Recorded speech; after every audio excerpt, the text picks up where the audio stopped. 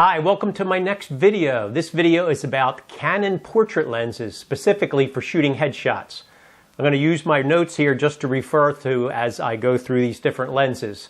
Now, this is just my opinion based on the lenses that I've used over the last 20 years as a portrait photographer. Your needs might be a lot different, but hopefully this video will still help you analyze what would be a good choice for you. Now, there are a lot of other lenses out there, but we're going to keep this video specifically to Canon lenses for Canon cameras. Now, my lineup of headshot portrait lenses includes EF and EFS lenses. There are two specific characteristics you want to look for when you're considering a good lens for shooting headshot portraits or head and shoulder portraits. Number one is the focal length, and that's the most important thing. You need a longer focal length for two reasons. One, to get a more pleasing perspective, how the face is portrayed. If you get too close to the subject or use a wide-angle lens, you get a little bit of spatial distortion. And the second characteristic is you want a fast lens, because those lenses that open up nice and wide will give you extra blur in the background, which is usually very desirable for shooting portraits, specifically head and shoulder portraits where you're in nice and close. The first lens we're going to go over is basically the gold standard with portrait photographers. It's the Canon 70-200 f2.8. Now, this happens to be the second version. I think there are four. This was the first version with image stabilization, but there's a 2 and a 3. I've had this a long time, and it's worked really well, so I haven't had to replace it with one of the newer versions. This is not the first portrait lens that I purchased. We'll get to that one in a second, but once I got this was my go-to lens whenever I'm shooting business headshots or I shoot a lot of high school seniors. Because of the focal length, it's really the best lens for headshots that Canon makes. When I'm shooting inside, I like to get at least to 100 millimeter focal length, again for two reasons. One, to control the background, and the second reason is to get a nice comfortable distance between me and my subject. You don't want to get into their personal space and make them feel uncomfortable, so if you're a little bit farther back from the subject, with a longer lens and it has a little bit more reach, they're going to feel more relaxed and you're going to get better, more natural expressions. If I'm shooting outside, I tend to shoot more at the 200 millimeter length, specifically so that I can get that background, which tends to be busier when you're shooting outside. I like to get that background good and blurry. So that's why this lens is so good. It can be used, at the shorter focal lengths as well as the longer focal lengths to get good results. So the advantages of this lens are its versatility. Since it's a zoom lens, it has almost a 3x zoom ratio. So in addition to shooting headshots and head and shoulder portraits, you can zoom back out and do full-length portraits at 70 or even small family groupings with just the one lens. That's why it's so popular with portrait photographers. One of the other advantages of these longer lenses is the lens hoods. They do a much better job of blocking stray light, particularly if you're shooting with strong backlighting. You don't want any direct sunlight or other light to hit the lens. So these are a lot nicer than the shorter ones, which come with the wide-angle lens, and basically these are worthless, and I don't even use them rarely. The three disadvantages of using the Canon 70-200 f2.8 are it's heavier, it's a little bit bulkier to carry around, and it's pretty pricey. Number 2 on the list is the Canon 70-200, but in the f4 version. It's smaller, lighter, and more affordable. And when I first got mine, I just started to laugh because I'd been so used to shooting with this for maybe 15 years, and I decided to do an article comparing the bokeh and the different features of the 70-2.8 versus the 70-200 f4, and I laughed as soon as I opened it up just because it was so small. It almost seemed like a toy lens.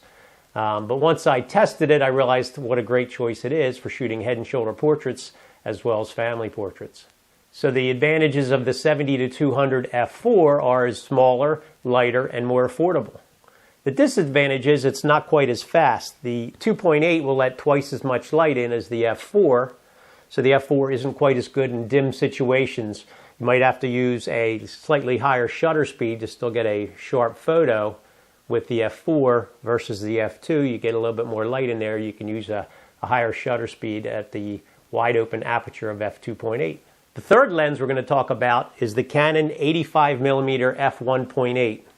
You can see it's a huge size difference between this and the 70-200, But this is the first lens I purchased specifically for doing head and shoulder portraits when I started shooting high school seniors. It's designed to fit on full frame Canon cameras, but it works great on the crop sensors cameras, the SL1, SL2, SL3, the Rebel T series, the T3i, T4i, T5i, all the way up to T8i, the Canon 70D, 80D, 90D. What am I missing? The Canon 7D and 7D Mark II. With an 85mm focal length on a full frame, the angle of view on a crop sensor camera, will be equal to about 136mm. So it's a great longer perspective lens for shooting head and shoulder portraits. So the advantages of the 85-1.8 are it's incredibly affordable because it's not an L lens, but because it's a prime lens, it's still very sharp. It's also light. You can very easily hold this with your hand and get steady shots at slower shutter speeds. And it's compact, so it's very easy to carry around. The fourth lens on the list is the Canon 24-105 f4. I've had two of these since I think 2013. I got the first one, I don't know, at least 15 years ago. It's definitely my go-to lens for portraits in general. When you zoom in all the way to 100mm, it's not great, but it's a good focal length for shooting head and shoulder portraits. So the advantages of the 24-105 f4, it's extremely versatile. It goes from wide angle to telephoto. It's fairly priced. They're a little over $1,000 brand new. And it has a constant f4 maximum aperture throughout the zoom range. The two disadvantages, it only goes up to 100mm focal length, which is good, not great for head and shoulders on a full frame camera.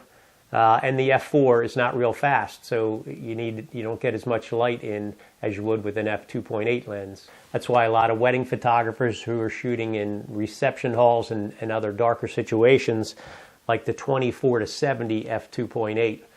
But the 24-70 is really no good for head and shoulder headshot type of photographs. The fifth lens we're going to talk about is an EFS lens. It's the 18-135 f3.5 to 5.6 nano lens.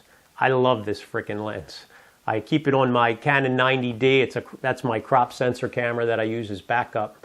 And so the zoom range is the equivalent of 28 to 216 millimeters. So it's really a good camera lens for headshot photography. So the advantages of the 18-135 are it's extremely good value of lens for the price you pay.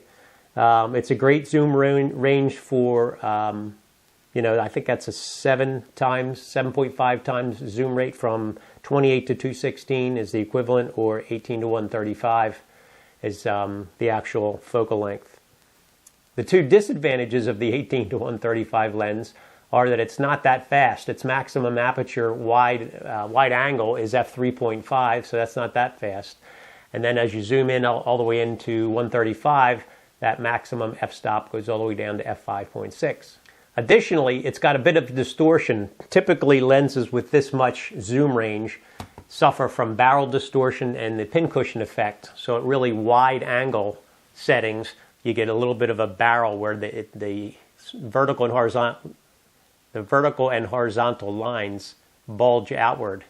And then at the telephoto setting, you'll actually get a little pincushion where the vertical and horizontal lines are kind of pinched inward. The last lens we're going to cover is one of the Nifty 50 lenses. It's a straight prime lens, 50 millimeters. It's what I grew up on way back in the day when I was shooting film photography. The 50 millimeter lenses are not really that good for shooting head and shoulder portraits with a full frame camera, but for shooting with a APS-C crop Canon camera, the equivalent angle of view is going to be at that of an 80 millimeter. So once again, good, not great. The big advantage of this lens is it's incredibly small and compact. They're very affordable, very simple to use. So this one is the f1.4.